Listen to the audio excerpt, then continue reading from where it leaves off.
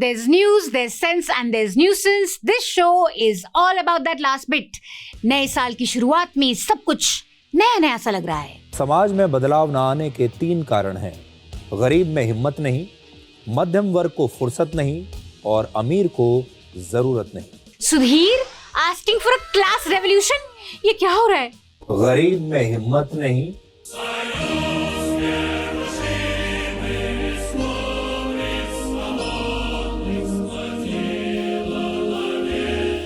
As we all very well know, all roads to revolution go through JNU. कहीं Sudhir JNU से distance learning तो नहीं कर रहा?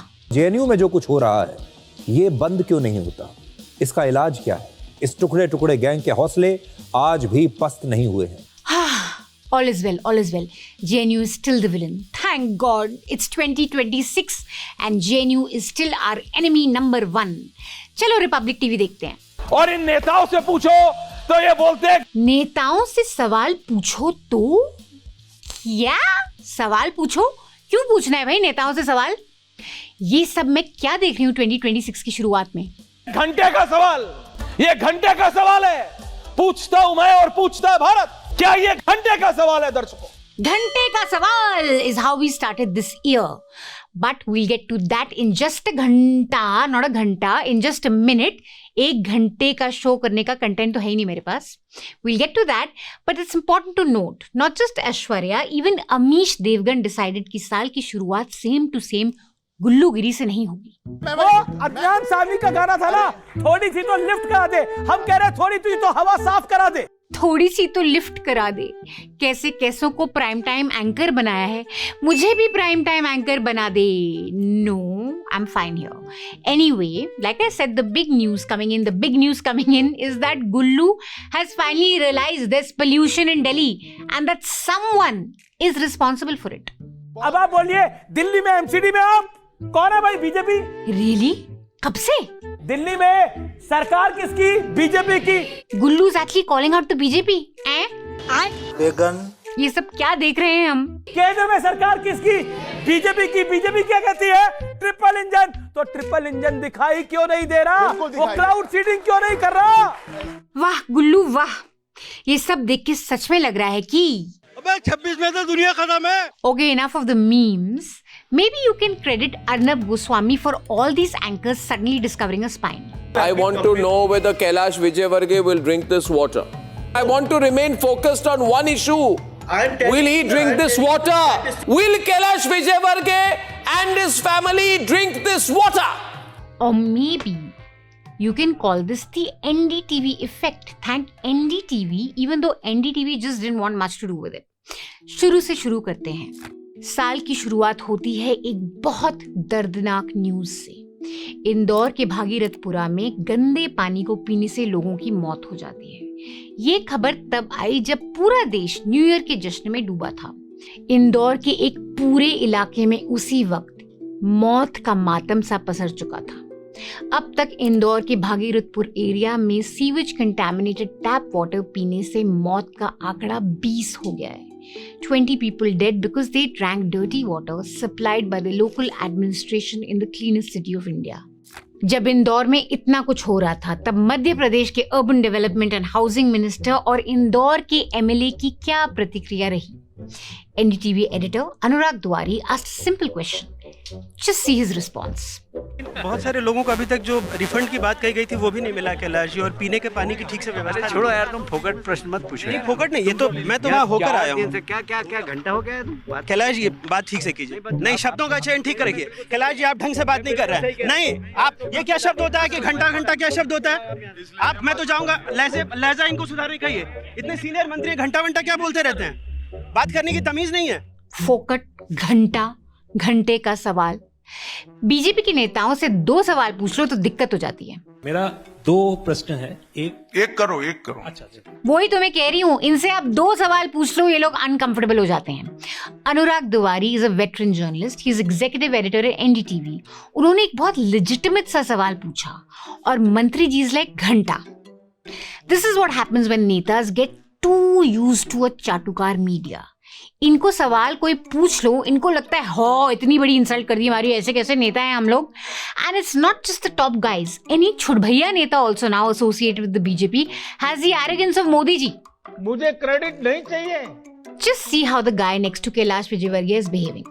वो हमारा लीडर है. तो घंटा बोलेंगे मुझे, वो हमारा लीडर तो क्या करेंगे? हमारे 10 लोग मर गए, हम पूछे नहीं सवाल. कुछ भी बोलोगे कि हमारे क्या लीडर पूछा है? बोले हमने गाली दी है क्या? जाओ अपना काम करो. हमारे लीडर हैं, आप कुछ भी बोल दोगे हमारे लीडर से? कुछ भी पूछ दिया? क्या पूछ दिया यार, क्या कुछ भी पूछ दिया?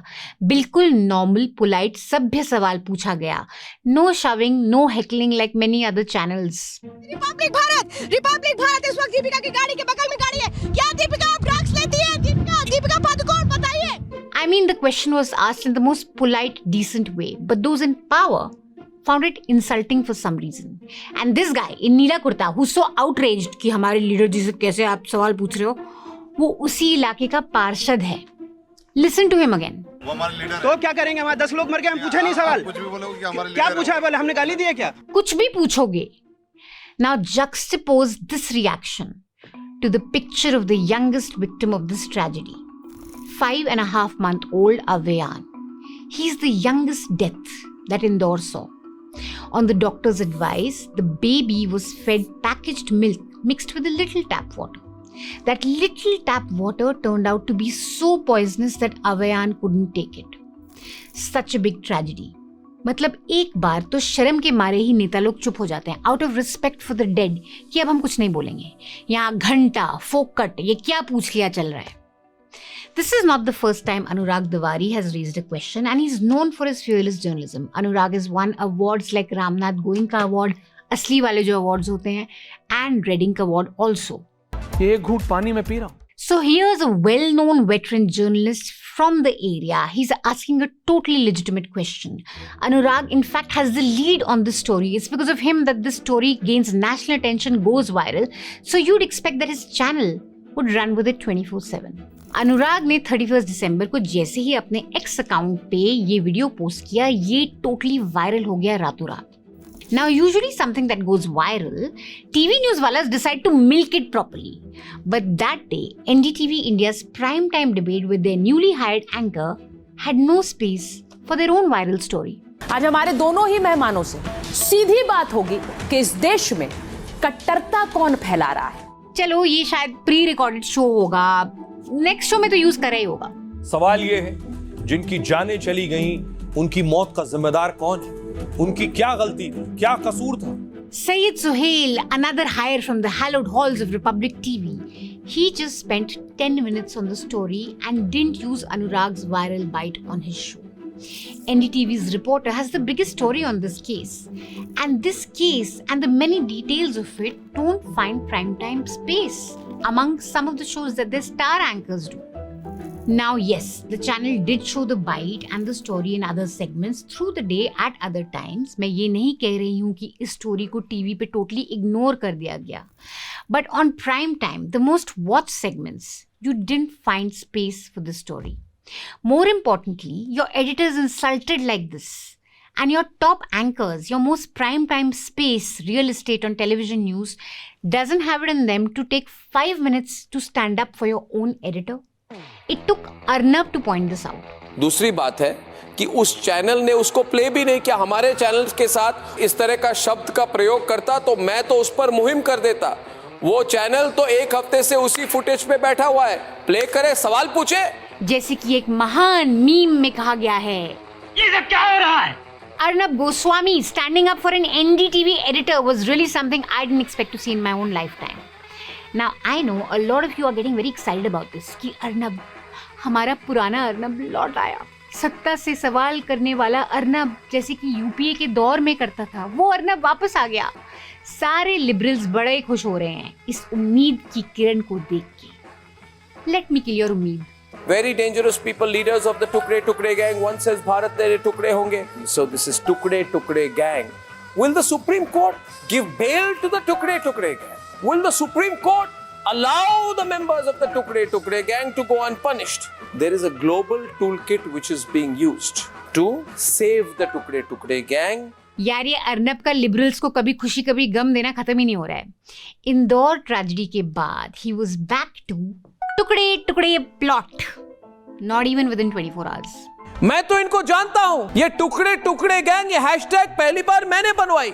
मैंने कहा कि टुकड़े टुकड़े गैंग है और कई नेता इसको यूज करते हैं आजकल। वाह वाह, what an achievement Arnab sir ji. वैसे अर्नब, आपके 15 करोड़ वाले एंकर भी इस चीज के लिए क्रेडिट लेते हैं। जी न्यूज ने अपनी रिपोर्टिंग के दौरान सत्य और तथ्यों के साथ साथ देश को 3 शब्द दिए थे। आप सबको वो 3 शब्द हमने दिए थे। इनमें से एक था अफजल प्रेमी गैंग, दूसरा था टुकड़े टुकड़े gang. Anyway, the big news story of this week was a news story from about 10 years ago. मतलब at least same to same script है। JNU Anti-Nationals का den, same script। सैनिक कश्मीर को, देश को बचा रहे थे और जेएनयू में देश को तोड़ने की तकरीर चल रही थी। You are just an anti-national element. You are not a leftist, Omar. You are not a leftist. Ishan, Omar and Lenin admitted your game is up. You are not leftist. जो देश विरोधी नारे लगे हैं, आपको नहीं लगता कि ये राष्ट्रद्रोह का सीधा सीधा केस बनता है? वो था साल 2016। तब जेएनयू में Kanhaiya Kumar JNU students union के प्रेसिडेंट हुआ करते थे, शहला रशीद वाइस प्रेसिडेंट हुआ करती थी, उमर खालिद एक स्टूडेंट थे, सुधीर चौधरी जी न्यूज में एंकर हुआ करते थे, अर्नब गोस्वामी तब टाइम्स नाउ में चिल्ला रहे थे। 10 साल बाद कितना कुछ बदल गया। सुधीर चौधरी टैक्स पेयर के पैसों से डीडी के सबसे महंगे एंकर बन गए। अर्नब का खुद का चैनल आ गया चिल्लाने के लिए। Umar Khalid is still in jail. Kanhaiya is in Congress. Shehla Rashid I guess she wants to get into the BJP. कितना कुछ बदल गया। वक्त बदल गए, लोग बदल गए, करियर्स बदल गए, आइडियोलॉजी बदल गई, बस जज्बात नहीं बदले। आज भी टीवी न्यूज के लिए JNU is equal to anti-nationals. You are anti-nationals. I am asking every Indian viewer tonight what we should do with a group of secessionist, anti-national opportunists who masquerade to be believing in a political ideology. They are simply pro-Pakistan elements, and I wonder what the forces are which are behind them.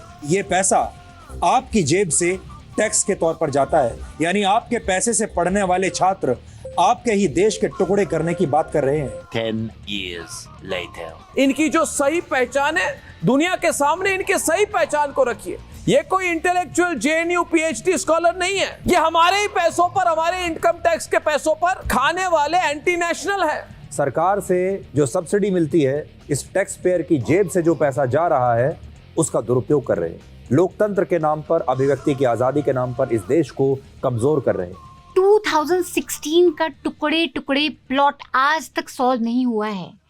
तब JNU में slogans लगे थे, भारत तेरे टुकड़े होंगे type slogans, लेकिन किसने लगाए? आज तक पुलिस ये साबित नहीं कर पाई है। जो सेडिशन केस लगा था उसमें फोरेंसिक रिपोर्ट्स ने बोला कि कुछ वीडियोस मैनिपुलेटेड हैं। चार्जशीट 3 साल बाद फाइल हुई, केस अभी भी चल रहा है। 2016 सॉल्व नहीं हुआ, but TV news is back with the 2026 edition. JNU में शर्जिल इमाम और उमर खालिद, जिनको सुप्रीम कोर्ट से बेल नहीं मिली है, वो इतने बड़े हीरो क्यों बन रहे हैं कि उसके लिए आप PM और HM को टारगेट कर रहे हैं? क्या JNU में मोदी शाह की कब्र खोदने वाले नारों के पीछे अर्बन नक्सली मानसिकता है? Should we create a whole generation of a whole generation of misanthropic, psychopathic students who cannot have who don't have an intelligent view on the world? अब इसको तो मैं न्यूज डिबेट्स बोल ही नहीं सकती, ये तो रीरन है। Same script, same keywords, same outreach, सिर्फ डेट बदल दी गई है। So what exactly happened in 2026 टुकड़े टुकड़े plot addition?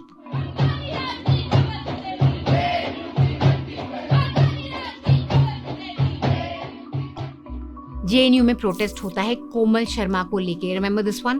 It's been 6 years since that attack. Remember her? No one knows where she is and nothing has happened on the case of violence where lots of students were injured.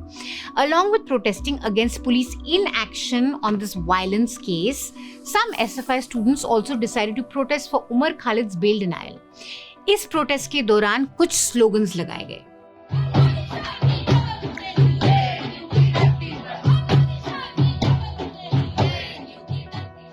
इसके बाद JNU के security chief ने police station में FIR की मांग करी। इस letter में उन्होंने ये मेंशन किया कि अबाउट 30 to 35 स्टूडेंट्स प्रेजेंट थे इस प्रोटेस्ट के दौरान और वो इनके अगेंस्ट कड़ा एक्शन चाहते हैं। इस सब में जेएनयू स्टूडेंट यूनियन के प्रेसिडेंट ने बोला कि भाई स्लोगन्स बस आइडियोलॉजिकल हैं, यानी they are not literally asking for kabr to be खोदोड़। जनता को आप मूर्ख समझना बंद कर दीजिए। Now think whatever you may want to of these slogans, you may hate them, you think they are very distasteful, but the most important question is, are these slogans the biggest threat to our lives? Look at these headlines. पानी, हवा और खाना, ये कोई luxury नहीं है, ये इंसान की बेसिक सर्वाइवल नीड्स हैं और आज़ादी के इतने सालों बाद भी हम इन तीनों को इंश्योर नहीं कर पा रहे हैं। विश्व गुरु बनने वाले देश में एक 5 महीने के बच्चे की मौत हो जाती है सिर्फ इसलिए क्योंकि उसने दूध पिया जिसमें थोड़ा सा पानी मिलाया गया था, पानी जो जहर का काम कर रहा था। कपड़ा मकान की तो मैं बात अभी कर भी नहीं रही हूँ।